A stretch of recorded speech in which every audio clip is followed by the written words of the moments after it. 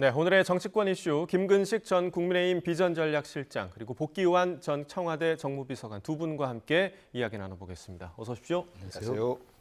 네, 자 먼저 어제 국회 윤리심사자문위원회가 김남국 의원에 대해서 의원직 제명이라는 중징계를 권고했습니다. 관련 영상 먼저 보시고 두 분과 이야기 나눠보겠습니다.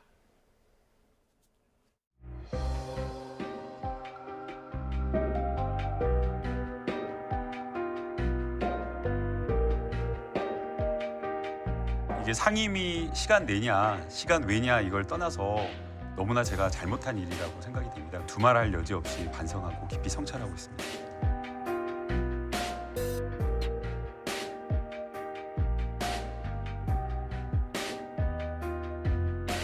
국회의원 윤리실천규범상의 품위유지 청령 의무 이것에 관해서 징계 요구를 했습니다. 여기에 대해서 장시간 저희가 토론도 했고 자료조사도 했고 그 결과 제명 의견으로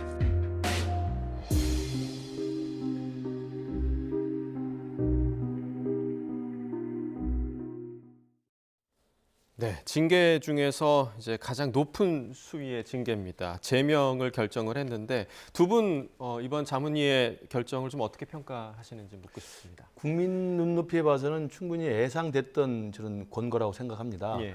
뭐 네 가지의 징계 수위가 있다고 하는데 뭐 1번, 2번은 뭐 경고 내지 사과 정도고요. 3번이 뭐 30일 이내 출석 정지이기 때문에 이것도 사실은 그냥 눈 가리고 아웅식이에요. 그래서 가장 높은 수위의 제명 말고는 지금 김남국 의원에게 쏟아지고 있는 국민적 차원에서의 어떤 그 배신감, 그다음에 국회의원에 대한 어떤 그 분노감 이런 것들을 사실은 설명하기가 어렵다고 생각을 해요. 그래서 아마 윤리자문위원회에서도 제명 조치 말고는 딱히 김남국 의원에게 어떤 그 처벌 수위를 제한하기 어려웠을 거라고 보고요. 특히나 이번 이제 눈길을 끄는 것은 그 윤리자문위의 위원들이 보면 여당 추천도 있고 야당 추천도 있거든요. 예. 그렇기 때문에 민주당 추천 의원들까지 다 합의해서 제명이라는 결론을 냈기 때문에 예. 저는 국민들에게 이미 김남국 의원은 코인 논란 이후에 그동안에 보여준 행태라든지 또 여러 가지의 그동안의 그 발언의 거짓말 이런 것들을 봤을 때는 국회의원직을 지금 형식적으로는 달고 있습니다만 사실상 국회의원으로서의 직을 수행할 만한 정치적 동력은 이미 사라지지 않았나 저는 그렇게 생각을 합니다. 네, 제명 말고는 다른 결정이 없다라고 해주셨는데 어떻게 보셨나요? 말씀하신 것처럼 김남국 의원에 대한 정치적인 처벌은 이미 이루어졌다라고 봐요. 이 다음에 이제 국회에서 절차적인 과정을 거쳐서 징계를 내리는 건데 여론의 힘에 의해서 그 윤리특위 자문위원들도 제명을 결정하지 않았나 싶고요. 그 윤리특위 자문위원들은 여야 동수로 구성이 됩니다. 그러면서 상대적으로 특정 정파의 색깔이 지나치게 강한 분들에 대해서는 또 서로 추천을 안 하는 것이 관례로 되어 있는데 이분들이 그 여론의 문매를 많이 받는 사건에 대해서는 대부분 이제 최고 수위로 결정을 했었어요. 그래서 지금도 자문위원회 기간 약 80일 정도 주어진 이 기간 이외에 윤리특위에 이제 올라가서는 그 활동도 기한이 정해져 있지 않거든요. 그렇기 때문에 전 국민들에게 국회가 그래도 이런 정도의 결단을 내릴 수 있다라는 차원에서 제명 결정을 내린 것 아닌가 싶습니다. 이번에 그 자문위가 파악하기로는 김남국 의원의 상임위 회의 도중에 이제 최소 200차례 이상 코인 거래를 했다. 이렇게 지금 뭐 기록이 남기 때문에 파악을 하고 있고요. 또 내용이 충분하지 않았다. 그러니까 소명 자료가 좀 충분하지 않았다. 그런데 김 의원은 자료는 충분히 다 제출했다. 이런 주장 아닌가요? 어떻게 좀 보시나요? 그러니까 서로 의견이 좀 달라 보입니다. 그 상임위 시간에 상임위에 집중하지 않고 코인 거래를 했다라는 것 자체는 도덕적인 지탄을 받아 마땅한 것이죠. 그러면 그 부분에 대한 자료만 내면 되는 것이다라고 김남국 의원은 생각했을 것이고 이 자문위에서는 여러 가지 의혹이 있는데 내부 거래가 있었느냐 없었느냐 이런 관련된 어떤 자료까지도 아마도 소상히 다 그 요구를 했을 겁니다. 그러니까 그런 부분에 대해서는 이미 검찰에서 압수수색을 하고 수사를 진행하고 있기 때문에 김남국 의원 입장에서는 국회 자문위에 필요한 자료 정도만 제출을 할 수밖에 없었던 것이 그 검찰 수사에 대응하기 위한 어떤 어쩔 수 없는 처신 아니었었나 싶고 그런 부분들이 자문위원들이 볼 때는 김남국 의원이 성실하게 자문위 조사에 임하지 않고 있다라고 판단을 내린 것 아닌가 싶습니다. 네, 김 교수님 좀 어떻게 보셨나요? 그 이전에도 김남국 의원은 이게 민주당을 탈당하기 전에도 이 사건이 불거졌을 때 민주당 내 관련 자료를 다 소명에 제출하겠다고 이야기를 했었어요. 예. 그러나 민주당 내에서 윤리심판원에서도 그 이야기를 들어보면 자료 제출이 미흡했다라고 이미 이야기를 했었고요. 민주당 내에서. 예, 그렇죠. 그러니까 민주당에 대한 자당의 어떤 윤리심판원의 조사 요구에도 말로는 성실하게 다 모든 자료를 제출하겠다 해놓고 미흡했고요. 그러니까 왜냐하면 모든 거래 계좌 내역을 모두 상세하게 그냥 제출하면 되는 건데 이 부분을 이제 선별적으로 했다는 생각이 들고 중간중간에 그 김어준 씨의 그런 유튜브에 가가지고 자신에게 유리한 발언들만 계속 했던 게 있고요. 그러다가 결국은 상임위 상임위 활동 중에도 이 코인 거래한 것이 이제 드러났을 때 이재명 대표가 나서서 이거 완전히 윤리심판에서 제대로 좀 징계를 하라라고 지시를 내렸고 예. 그리고 나서 탈당을 해버립니다. 예. 그러니까 사실은 결국은 민주당 내에서의 징계조차에 대해서도 사실은 본인이 탈당이라는 꼼수를 통해서 지금 벗어나 있는 상황이었고요. 예. 그러고 나서 무소속이 된 상태에서 지금 윤리특위에서 윤리심사 자문위원회 자료를 제출했기 때문에 예. 자당에다가도 자료를 제출 잘 안 했는데 어떻게 윤리심사 자문위에 제대로 했겠습니까? 그리고 이제 검찰은 압수수색을 통해 가지고 모든 계좌들에 대한 자료를 가져간 것으로 알고 있습니다. 그렇기 예. 때문에 저는 김남국 의원이 뭐 코인 거래에 대해서 많은 국민들이 배신감을 느꼈다. 또 뭐 가난 코스프레, 그다음에 청년 정치인이 어떻게 상임위 시간에 코인 거래를 하느냐, 거짓말하는 이런 여러 가지 논란이 있지만 정말 그 국민들의 그 눈높이에서 봤을 때는 이제 국회의원으로서의 사실상 사망 선고로 떨어진 게 아닌가 생각을 해요. 그래서 예. 국회의원 배지를 달고 있으면 무슨 의미가 있겠습니까? 네. 결국은 이제 두 분 다 자문위에 제출한 자료의 양이 부족하긴 했다라는 거는 두 분 다 이제 공감하시는 부분인 것 같고 이제 자문위에서 윤리특위로 공을 넘겼습니다. 그리고 이후에 이제 국회 본회의 표결이 필요한데 결국에는 국회 본회의 표결이 필요하다는 거는 민주당의 의지가 중요하다라는 점을 뜻하는 게 아닌가 생각이 듭니다. 오늘 아침에 그 박찬대 의원이 한 라디오 방송에 나와서 형평성 문제를 고려해야 한다 이런 말을 했거든요. 그러니까 이거는 지금 국회의원 중에 11명이 가상자산 보유하고 있다라고 이제 신고를 했다고 한 과정에서 이런 발언이 나온 것 같은데 그 다른 의원들과의 형평성을 얘기하는 거겠죠? 예, 그 우선은 현재 윤리자문위에서 제명을 권고한 의원들이 있지 않습니까? 예. 박덕흠 의원과 이제 윤미향 의원. 예. 박덕흠 의원 같은 경우는 소속 상임위에서 이해충돌 여부가 의심되는 뭐 1,000억 원 이상의 거래를 했다라는 것이고 윤미향 의원 같은 경우는 정의기억연대에 관련된 어떤 부적절한 활동이 있었다라고 예. 해서 제명 권고를 했는데 이 두 분에 대해서 사실 윤리특위에 올라가서 활동을 안 하고 있어요. 예. 소위조차도 아직 상정이 안 된 거거든요. 그래서 현재 그 다시 또 김남국 의원이 이제 자문위를 거쳐서 윤리특위에 올라가느냐 안 올라가느냐라는 것이 하나의 과정으로 남아 있는 것이고 예. 여기를 통과했을 때 그쵸. 통과했을 때 이제 본회의에 상정이 되면 예. 민주당에서 찬성할 거냐 말 거냐 이제 이 문제가 불거지는 것인데 예. 현재로 봐서 11명의 그 가상 자산을 보유하고 있는 의원들이 또 있다는 거 아닙니까? 예. 이번에 새로 확인된 분들이 그분들에 대해서는 그럼 어떻게 할 거냐? 이분들에 대해서도 일일이 다 거래 그 내용을 확인을 할 거냐 말 거냐라고 할 얘기가 나올 수밖에 없는 겁니다. 예. 김남국 의원 입장에서는 왜 나만 갖고 그래? 그러면 국민들이 볼 때는 너 잘못했잖아. 라고 국민 네가 국회의원이니까 국민들 정서에 좀 호응 좀 해줘라고 할 수 있겠습니다만 당사자로서는 억울함을 호소할 수도 있을 것이다라는 거예요. 예. 그래서 상임위 시간에 혹은 본회의 시간에 거래를 했다라는 것은 도덕적으로 매우 지탄을 받아 마땅하나 그러면 거래 이외에 사적인 용무를 보고 있는 의원들도 상당수 있다라고 해요. 상임위 시간에 보면 빈 자리 많이 보이지 않습니까? 예. 본회의 시간 때도 빈 자리들이 많이 보여요. 그러면 이런 의원들은 어떤 잣대로 처벌할 것이냐, 징계할 것이냐라는 문제들도 종합적으로 불거지는 것이라 저는 지금 뭐 불체포 특권도 그렇고 윤리특위 활동도 그렇고 이렇게 서로 핑퐁하고 누구에게만 여론이 갑자기 쏠렸을 때 여론 무마용의 어떤 그 징계 하지만 실제 집행은 안 되는 예. 이런 것들이 국회에 대한 불신을 초래하는 것들이라 제도적인 손질을 좀 해야 되는 것 아닌가 예. 싶기도 합니다. 예, 윤리특위 지금 얘기를 해주셨습니다만 지금 앞선 두 건이 지금 네. 남아 있거든요. 박덕흠 의원, 윤미향 의원. 근데 지금 들리는 얘기로는 이 그 김남국 의원 건을 먼저 처리할 수 있다라는 네. 얘기도 들리는데 이 부분에 대해서는 좀 어떻게 보세요? 아마 이제 다분히 국민 여론을 저는 분명히 의식할 수밖에 없다고 예. 봅니다.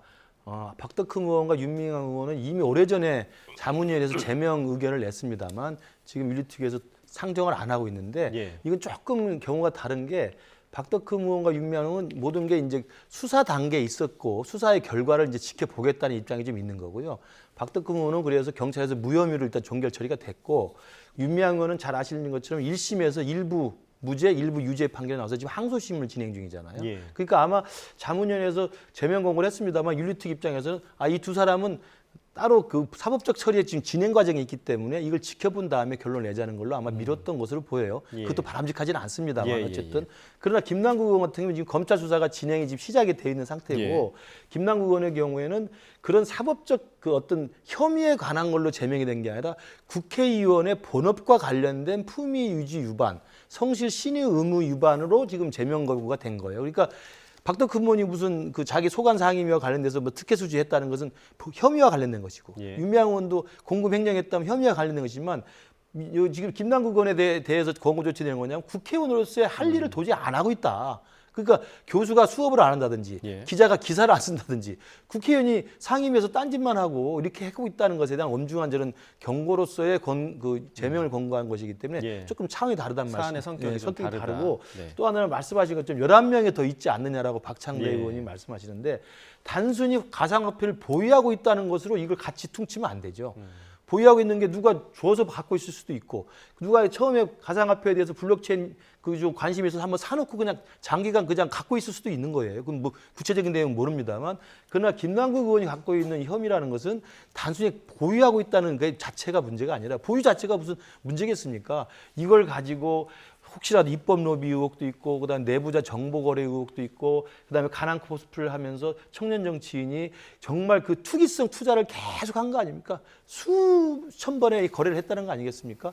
가장 중요하게 이제 분노를 일으켰던 건 이제 실제로 그 국회의원으로서 상임위나 본회의에서 예, 특히 예. 이태원 참사 청문회라든지 법무장관 인사청문회에서도 그런 거래를 했다는 것이 지금 분노를 자아낸 거거든요. 그렇기 때문에 좀 저는 그런 아마 여론을 의식해서 국회 윤리특위도 앞서서 박덕흠 의원과 윤미향 의원을 제쳐놓고라도 먼저 이 사안에서 처리할 수 먼저 아마 처리할 가능성이 높아 보입니다. 예. 아마 그 민주당 혁신위에서도 이번 그 자문위의 결정을 굉장히 좀 중요하게 좀 생각했을 것 같은데 혁신위에서 이 부분에 대해서 어떻게 권고를 할 가능성도 좀 있을까요? 저는 없어 보입니다. 이미 이건 뭐 거라고, 혁신이 예. 손을 떠나서 네. 왜냐하면 당 소속 의원이 아닌데요. 어떻게 민주당 의원이 여기에 대해서 가타부타 말을 하겠습니까? 무소속이기 때문에. 그렇습니다. 알겠습니다. 자, 다음 이야기를 좀 나눠보겠습니다. 홍준표 대구시장에 대해서도 국민의힘 윤리위가 징계 절차를 개시했습니다. 준비된 영상 잠깐 보고 오겠습니다.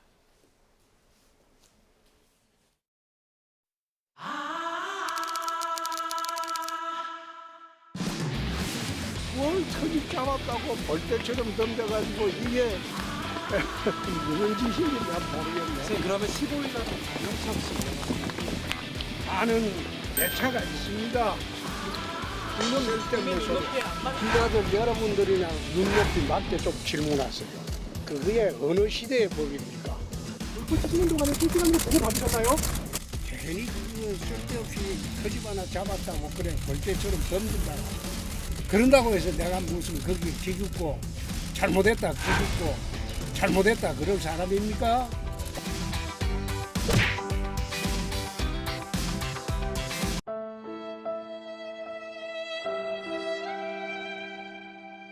전국적으로 수혜가 우려되는 상황에서 부적절했다는 지적은 겸허하게 받아들입니다.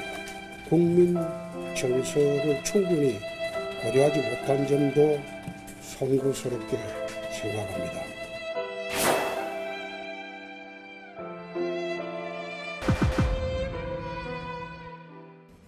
모든 국민들이 수혜로 안타까워하고 노심초사하고 있을 때 집권당 소속 광역단체장은 응당 국민과 아픔을 함께해야 하고 국민 정서에 반하는 행동을 해서 공감 능력의 부족을 드러낸다면 해당 행위가 됩니다. 공식 사과를 함으로써 더 이상의 논란 확산이 차단되기는 했지만 책임을 물을 수밖에 없습니다.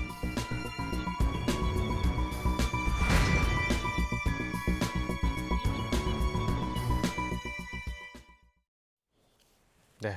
극적인 영상 편집에 두 분께서 좀 너털 웃음을 지으셨는데 홍 시장이 이제 그제 사과를 했고 어제는 SNS에 또 이제 사자성어를 올렸습니다. 과하지옥. 그러니까 큰 뜻을 품고 가랑이 밑을 기어가는 치욕을 참는다. 뭐 이런 뜻의 사자성어인데 여기에 숨겨진 홍 시장의 심경 어떤 심경이라고 좀 보세요? 저게 이제 과하지옥이라는 건 많이 알려진 것처럼 그 중국의 한신의 그 일화입니다. 예. 한신이라는 그 한나라 유방을 도와서 한나라를 건국했던 대장군이죠. 예. 이 사람이 유명해지기 전에, 그러니까 높은 자리에 올라가기 전에 전전긍긍한 시절에 동네 건달들에게 모욕을 당해요. 동네 건달들이 모욕을 당하면서 너 칼 차고 다니는데 너 어떻게 할 수 있어? 내 가랭이 밑을 기어봐. 그러니까 꾹 참고 기었다는 게 이제 과하지옥이거든요. 예. 그래서 자기 스스로의 미래의 큰 꿈을 위해서 가랭이 밑을 기어가는 수치도 참겠다라는 게 이제 과하지옥으로서 유명한 이야기인데요. 그걸 제가 보니까 홍준표 시장이 어제 우리 당의 윤리위원회 징계 절차 개시 결정이 내린 후에 네. 어제 야밤에 올리신 겁니다. 내린 후죠. 네, 내린 네네. 후에 야밤에. 네. 그 제가 볼 때 심야에 혼자 전전긍긍 하시다가 이런저런 생각하시다가 아마 화를 못 참아서 올리신 것 같고 오늘 또 아침에 저걸 또 삭제를 했습니다. 네, 그러니까 아마 밤중에 이제 홧김에 올리셨다가 아침에 또 이게 언론에 나니까 이게 괜히 또 다음 주에 징계 수위에 영향을 미칠 것 같아서 아마 내리신 것 같은데 그것만 봐도 지금 홍준표 시장 스스로가 앞으로 아직까지도 이 마음에 이제 평정심을 찾지 못하신 것 같아요. 저는 그런 면에서 조금 더 자중하셨으면 좋겠고 저 과지옥이라는 말을 올렸다는 것은 밤중에 올렸다는 것은 본심일 수도 있는 건데 네. 내가 한신이다. 그러면 지금 징계를 하겠다는 당의 윤리위는 건달이 되는 겁니다. 그렇지 않습니까? 이게 무슨 짓입니까? 그러면 이틀 전에 했던 사과는 뭐가 됩니까? 예. 사과는 정말 너희 건달에게 내가 미래의 큰 뜻을 품고 참기 위해서 고개 숙인다라는 것이 그 국민들한테 거짓 고개를 숙인 거잖아요. 저는 정말 홍준표 시장 밤에 일찍 주무시는 게 나을 것 같습니다. 네. 자, 홍 시장이 이제 잊을만하면 이런 이슈를 계속해서 좀 만들어내고 있는데 민주당에서는 이런 부분을 좀 어떻게 보고 있을까요? 제가 하고 싶은 말을 대신해 주셔가지고 뭐 큰 꿈이 여전히 있긴 있나 봐요. 예, 이건 큰 뜻, 과하지옥이라고 표현하는 거 보면 아마 과대망상증에 좀 젖어 있는 분 아닌가 싶어요. 본인을 이제 한신의 비유를 하고 싶어하는 모양인데 아까 김남국 의원 초선에 아직 정치를 잘 모르는 의원이 국회의원으로서의 자기 처신을 잘못했다라는 것으로 그 국회 자문위에서 제명을 권고했지 않습니까? 이분은 국회의원도 4선인가 5선 하셨고 경남도지사 하셨고 지금 대구시장 그다음에 대통령에도 2번이나 도전하셨던 분이 애초에 내가 무슨 문제가 있어라고 하는 것도 정말 기가 막힌 노릇이고 그리고 바로 대구 옆에 옆 지역 대구나 경북이나 거기가 거기 아니겠습니까? 예. 그 재난이라고 사람이 죽어가는 반인데 대구는 아니니까 상관없어라고 골프장으로 향했던 그것도 정말 기가 막혀서 말이 안 나오는 처사입니다. 네. 김남국 의원을 제명시킨다라고 하면 저 홍준표 시장 같은 경우에는 정말 정치에서 영원히 발 못 붙이게 해야 되는 그런 대상인 것이죠. 국민들이 화가 폭발한 것이죠. 그 국민의힘의 그 윤리위원회 분들에게 고개를 숙인다, 뭐 그분들을 건달으로 보느냐라고 하는데 여기에는 국민의 분노가 폭발해 있는 겁니다. 예. 무슨 저런 사람이 어떻게 그동안 정치를 해왔고 어떻게 대구의 대표로서 시장을 할 수 있지라는 정서가 아마 대구 시민들에게 깔려 있을 거예요. 그렇기 때문에 저는 이제 정치 그만하시고 국민들 속 그만 썩이시고 이제는 자연인으로 돌아갈 때가 되었다라고 생각합니다. 두 분의 의견에 어느 정도 좀 맞는 부분이 있는 것 같은데 국민의힘 윤리위원인 김기훈 변호사가요. 진정성을 보이기 위해서면 봉사활동 정도는 해야 한다. 이제 마침 또 국민의힘 지도부가 수해 현장을 찾았잖아요. 홍 시장이 직접 나설 가능성이 좀 있을 거라고 보세요? 글쎄요, 뭐 그렇게 뭐 하실 분은 아닌 것 같고요. 그러나 어쨌든 지금 당에서는 당 차원의 지금 수해 복구 봉사 활동을 좀 많이 지금 독려를 하고 있고요. 예. 우리 당협에서도 이제 그런 공문이 내려와서 이런저런 그 주변에 수해를 입은 지역에 아름아름 다 봉사활동 가고 있습니다. 그리고 이제 지도부 차원에서도 곧 갈 것으로 보이고 예. 그렇다면 정말 홍준표 시장이 처음 두 번째 아닙니까? 그 골프를 쳤던 것 자체가 논란이 됐고 그리고 말씀하신 것처럼 대구는 문제가 없었다. 그러나 바로 옆에 예천에서 정말 그 안타까운 희생이 벌어졌던 때 아니겠습니까? 그런 상황에서 기자들이나 국민들이 질문을 했을 때 버럭버럭 화를 내면서 국민과 정말 끝까지 싸우겠다고 덤볐던 거거든요. 그러다가 4일 만에 이제 결국은 사과를 했던 것인데 사과하고 윤리위원회에서 징계를 절차를 개시하겠다고 하니까 또 나는 가랭이 밑을 지나가는 수모를 참겠다고 사실은 본심을 사과하지 않았다는 것을 내심을 비친 거 아니겠습니까? 지금 두 번에 걸쳐서 이렇게 됐기 때문에 제가 보건대는 이 과지욕이라는 것을 오늘 그 페이스북에서 내렸다 하더라도 이미 언론에 다 공개가 됐고 다음 주면은 이제 윤리의 징계를 논의하는 자리에 있을 것이고 홍 시장님이 그때 와서 소명을 할지 안 할지 모르겠습니다만 징계 수위를 결정하는데 오늘 아마 저 과지욕이라는 그 게시글이 일정 정도 영향을 미칠 것으로 보입니다. 영향을 미칠 것이다. 만약에 그러면 그것을 다시 무마하려면 지난번 며칠 전에 사과했던 것처럼 더 큰 사과와 더 큰 진정성 있는 모습을 보여야 되겠죠. 그러면 징계 수위는 어느 정도로 좀 예상하시나요? 그러니까 최근에 윤리위 징계 받았던 사례가 김재원 의원 그리고 태영호 의원 사례가 있었는데 어느 정도의 수위를 좀 예상을 하시나요? 그러니까 징계 수위가 이제 뭐 경고로 지금 지나갈 사안 아닌 것 같고요. 왜냐하면 유사한 내용의 어떤 징계 안건에 대해서 대부분 당원권 정지로 했고 기억하시겠지만 지난해 수혜가 왔을 때 우리 당의 김성원 의원이 수혜 복구 현장에서 이 실언을 하는 바람에 당원권 정지 3개월을 받았습니다. 단순히 말 한 번 잘못하는 걸로. 그리고 뭐 2006년 이야기 나옵니다만 당시 홍문정 경기도당 위원장은 그 골프를 쳤다는 이유로 제명까지 당했었어요. 그렇기 때문에 아마도 다음 주에 있을 그 징계 수위를 보면 뭐 제명까지는 갈 수가 없겠습니다만 당원권 정지 정도 수준에서 이야기가 되겠는데 당원권 정지의 그 기간이 제가 볼 때는 사실은 오늘과 같은 그 과지욕이라는 말 그런 심정이 드러나지 않았다고 한다면 그래도 홍준표 대표가 우리 당의 중요한 자산이고 그다음에 대선 후보를 2번이나 했고 당대표를 2번이나 했던 어른이기 때문에 아마도 당원권 정지 정도 수준에서 할 수 있었는데 아마 과지욕을 올린 걸 보고 아마 징계위원들께서 조금 더 고민을 하지 않을까 싶습니다. 저는 뭐 제명까지는 안 갈 거다라고 말씀하셨는데 저런 처신과 저런 생각을 갖고 있는 정치인을 국민의힘의 중요한 역할을 하는 어떤 그 지도자로서 인정한다라는 거라고 생각해요. 제명을 안 시키면. 그러니까 국민을 무시하는 이런 정치인인 거죠. 대구 시민 무시하는 거죠. 어차피 대구 시민들은 국민의힘 찍어줄 거니까 어차피 홍문표 찍어줄 거니까 상관없어 라는 생각이 있는 것이죠. 그래서 저는 국민의힘에서 이러한 정치인들은 뿌리 뽑겠습니다라는 의지를 보여줄 필요가 있다라고 봐요. 그럴 때 이번 수혜를 가지고 여러 가지 정쟁으로 자꾸만 물타기 하려고 하는 이런 시도들이 보이는데 저는 이 홍문표 시장에 대한 징계를 제명으로까지 결단하는 이런 국민의힘 모습 속에서 그래도 국민의힘이 제대로 일하려고 하네 라는 어떤 신호를 국민들에게 줄 수 있지 않을까 싶고 내부의 갈등이나 이런 것들 때문에 그 징계 수위를 낮게 조절한다라고 하면 저는 국민들에게 돌맞을 것이다. 대구 시민들도 더 이상 국민의힘 안 되겠다라고 심판할 가능성이 매우 높다라고 생각합니다. 네, 홍 시장에 대한 윤리위의 결정을 좀 지켜봐야 할 부분인 것 같고요. 자, 그리고 4대강 관련 이야기를 좀 나눠보겠습니다. 감사원이 어제 그 4대강 사업과 관련해서 또 한 번의 감사 결과 내놨습니다. 지금 벌써 5번째인데요. 어제 4대강 감사 결과 발표 좀 어떻게 보셨나요? 이명박 정부 때 진행됐던 4대강이 여러 가지 우여곡절들이 있었지 않습니까? 찬반 의견들이 굉장히 많았고 어느 것이 옳다 그르다 100%의 의견은 없는 것 같아요. 우리가 환경적 측면도 고려를 해야 되는 것이고 치수의 측면도 함께 고려를 해야 되는 것이죠.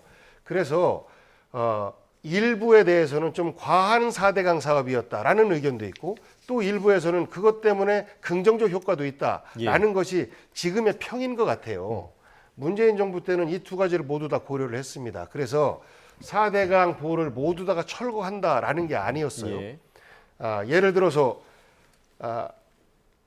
수질과 관련된 일은 환경부에서 하고 수위와 수위를 조절하는 역할은 이제 그 국토부에서 예. 담당하고 있고 이런 것들에 대한 업무를 어떻게 효율적으로 일어날 거냐라는 것이 하나가 있었고 또 하나는 예를 들어서 수질이 계속 악화되는 보가 있는데 이 보의 수문을 개방할 거냐 말 거냐라는 것이 하나가 있고 또 하나는 이 보를 개방해서 유지 관리하는 사업이 보를 철거하는 비용보다도 훨씬 더 많이 든다라고 했을 때는 이 부분은 당장은 돈이 더 들어가지만 장기적으로 볼 때 무의미하게 수문을 열어놓고 계속해서 수질 관리를 해야 되는 보라고 한다면 철거하는 게 맞겠다. 이런 어떤 결론들을 한순간에 한 게 아니에요. 전문가들과 매우 오랜 기간을 두고 결정을 했던 것인데 그렇다고 해서 우리가 뭐 마구잡이로 다 보를 철거하자라고 했던 게 아닙니다.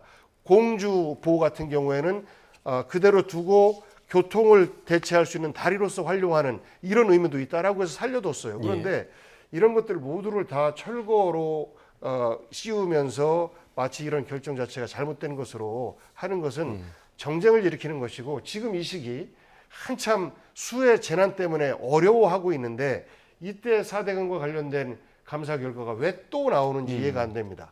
작년 7월쯤에 거의 마무리가 됐던 감사라고 얘기가 되는데 그 얘기가 전해지고 있는데 이것을 지금 이 시점에서 결국은 재난을 또 정쟁으로 덮으려고 하는 이런 의구심을 받을 수밖에 없는 것이라 실제 문재인 정부 때 어떤 절차와 과정이 잘못됐는지 이 부분에 대해서 면밀하게 이야기하고 거기에 대해서 바로 잡을 것이 있으면 바로 잡아라라고 지시를 하면 되는 것인데 그러한 것들이 없는 거예요. 처벌하겠다라고만 있는 겁니다. 결국은 이 정부에서 추진하고 있는 정책과 다른 어떤 반대되는 성격의 정책을 처벌하겠다라는 시도로밖에는 안 보이고 이 수해를 이 정쟁으로 물타기 하려고 하는 이런 어떤 오해를 받기에 충분하다라고 생각합니다. 네, 이 감사원 감사 결과 발표 이후에 이제 환경부에서 그렇다면 16개 보를 존치하겠다 바로 이렇게 또 발표를 했거든요.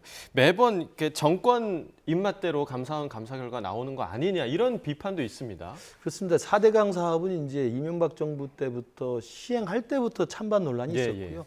그 뒤로도 정권이 바뀔 때마다 감사원 감사가 있었습니다. 그리고 정권의 입맛에 맞게 감사원 결과 보고가 나왔어요. 그래서 아마 이제 이게 4대강 사업 자체에 대해서 너무 지나치게 정쟁화되는 게 아니냐는 논란이 분명히 있어 보이고요. 그러나 이번에 발표한 감사원의 감사 결과는 4대강 사업을 잘했느니 못했느니에 대한 그리고 이것을 정말 찬성하는 것이 옳은지 반대하는 것이 옳은지 이것에 대한 판단을 하는 게 아니고요. 지금 복비서관이 말씀하신 것 중에 지금 조금 오해가 있으신데 그 감사원 감사의 이번 결과는 그런 큰 그 줄기를 이제 설명하고 판단하는 게 아니라 당시에 김은경 환경부 장관 당시에 이 보를 어떻게 할 것인가에 대한 평가위원회를 구성할 때 김은경 환경부 장관이 가장 그 독단적으로 4대강 사업을 철저하게 반대하는 시민단체에게 추천을 의뢰했고 일부러 4대강 사업을 찬성하는 위원들에 대해서는 전부 X표, 노라고 했다는 거 아닙니까? N자를 표시해서 제외시켜서 일방적인 위원회 구성을 했다는 걸 지적하는 겁니다. 그러니까 그 절차를 지적한 거기 때문에 저는 이거 절차상 분명히 문제가 있고 직권남용의 소지가 다분히 있다고 봐요. 그래서 뭐 실제로 금강을 열었는지 공주를 열었는지 이건 제가 볼 때는 진짜 아까 복비서관님 말씀대로 열은 것도 있고 안 열은 것도 있고요. 그다음에 열어서 과연 그게 도움이 될 수도 있고 또 해체해서 도움이 될 수도 있고 논란의 여지가 있지만 어찌됐든 국가의 부처의 장이 그 4대강 보를 해체할 거냐 말 거냐를 결정하는 평가위원회를 구성할 때 일방적으로 특정 반 4대강 사업 시민단체에게 의뢰해서 그분들에게 추천위원을 골라라라고 했다는 것은 이건 명백한 직권남용이기 때문에 저는 이 사건만큼은 감사원 결과에 따라서 아마 검찰이 아마 수사 의뢰를 할 것으로 보입니다. 그러면 수사가 진행될 수밖에 없다고 생각해요. 네. 자, 4대강과 관련해서는 매번 이렇게 좀 정쟁의 소재가 되는 것 같아서 좀 안타까운 마음도 있습니다만 어떻게 또 이 사업이 좀 진행될지 지켜봐야 할 대목인 것 같습니다. 오늘 여기까지 들어보겠습니다. 정치권 이슈 김근식 전 국민의힘 비전전략실장, 복기환 전 청와대 정무비서관과 이야기 나눠봤습니다. 두 분 고맙습니다. 네, 고맙습니다.